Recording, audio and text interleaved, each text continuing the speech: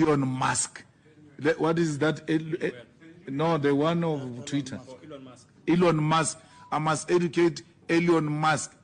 Why must I educate Elon Musk? He looks like an illiterate. The only thing that protects him is his white skin. Elon Musk took to X, formerly Twitter, on Sunday to post a bold and controversial statement demanding immediate sanctions for Malema and the declaration of him as an international criminal. The post ignited a firestorm of reactions, with economic freedom fighters, EFF, leader Julius Malema delivering a scathing response that has left many stunned. Malema did not hold back, firing back at Musk with a blistering retort on his X account. He labelled Musk a typical spoiled brat and a direct beneficiary of apartheid whiteness.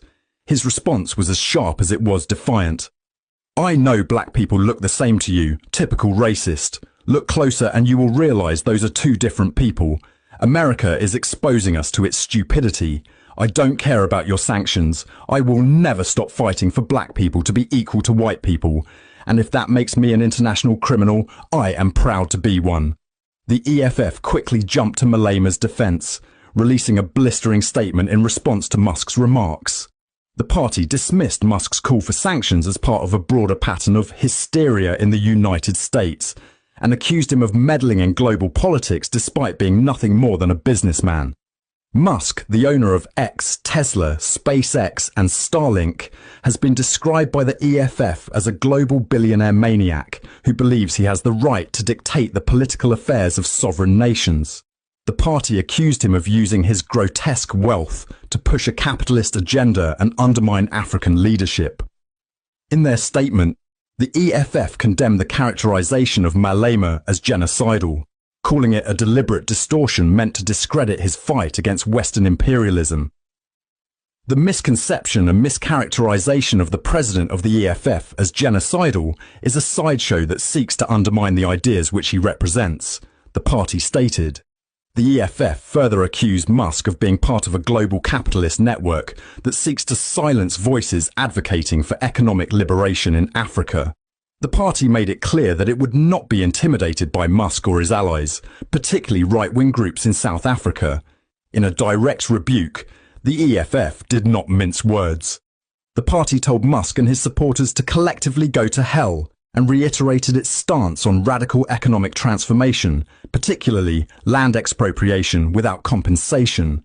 The EFF also issued a stern warning regarding Musk's business interests in South Africa. The party vowed that Musk's Starlink would never operate in the country unless it complied with local laws requiring at least 30% local ownership. The EFF denounced Musk's alleged interference in South African affairs, labelling him an imperialist seeking to destabilise the country's economic and political sovereignty. The party called on progressive nations, including Russia, China, India and other African states, to reject Musk's enterprises, accusing him of weaponizing his influence for personal gain. Elon Musk has captured the presidency of the USA and has weaponized his office as an instrument to pursue his business interests globally, the statement declared, urging nations to push back against Musk's nefarious influence. The EFF concluded by reaffirming its commitment to resisting imperialist forces, warning that it would never submit to pressure from figures like Musk. The EFF will not be cowed into submission, retreat, nor capitulation from its principled and unwavering commitment to confront imperialism and its surrogates like Elon Musk anywhere and everywhere it raises its ugly head, the statement read.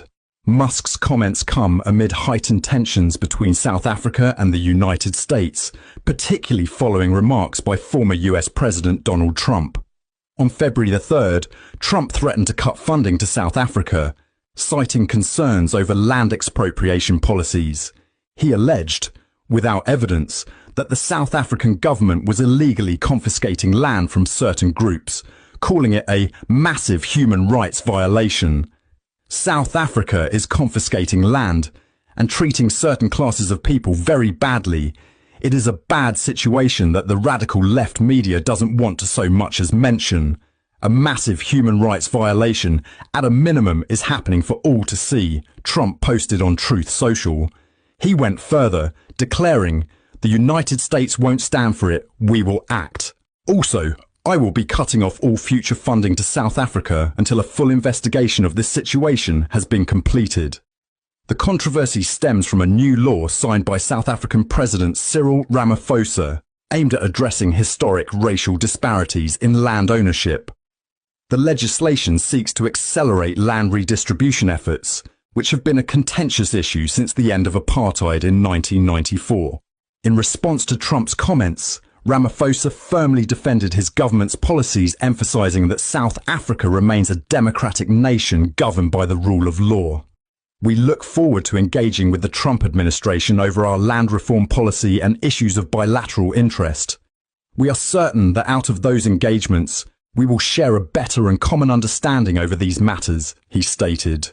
Ramaphosa dismissed allegations of land confiscation, insisting that all policies are guided by constitutional principles. South Africa is a constitutional democracy that is deeply rooted in the rule of law, justice and equality. The South African government has not confiscated any land, he asserted. The ongoing feud between Musk, Malema and the EFF highlights the deepening ideological battle between Africa's political movements and global corporate elites.